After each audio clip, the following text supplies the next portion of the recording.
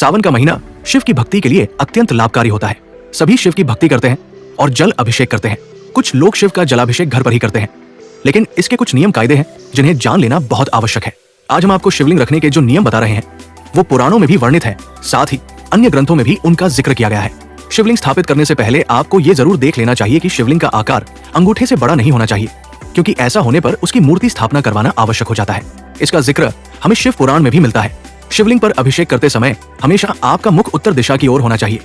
दक्षिण और पूर्व दिशा की ओर मुख करके अभिषेक करने को शुभ नहीं माना जाता। अगर आपने अपने घर में शिवलिंग स्थापित कर रखा है तो ये बात हमेशा ध्यान रखें कि शिवलिंग सूखा नहीं रहना चाहिए। शिवलिंग पर प्रतिदिन जल अर्पित होना ही चाहिए। साथ ही आपको उसके ऊपर जल अभिषेक के लिए जलधारी लगा देनी चाहिए। घर पर अगर आप शिवलिंग रख रहे हैं तो आप या तो पारद शिवलिंग रख सकते हैं या फिर नर्मदेश शिवलिंग भी रख सकते हैं। इन्हें शुभ माना जाता है, साथ ही इन्हें घर पर रखने के लिए उपयुक्त बताया जाता है। घर पर रखे हुए शिवलिंग की पूजा नित्य प्रति होनी चाहिए, उसे पर नित्य प्रति जल अर्पित होना चाहिए। अगर अपने घर पर शिवलिंग स्थापित कर रखा है तो आप कभी भी उस पर प्लास्टिक या स्टील के बर्तन से जलाभिषेक ना करें।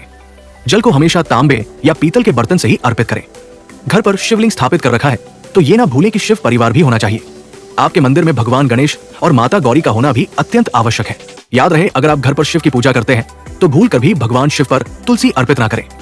इसे शिव की पूजा में निषेध माना गया है। शिव पर अर्पित किए जल को एकत्र करके किसी गमले में डाल दें। कभी भी इस जल को ना तो फेंके और ना ही यूं ही बहने दें।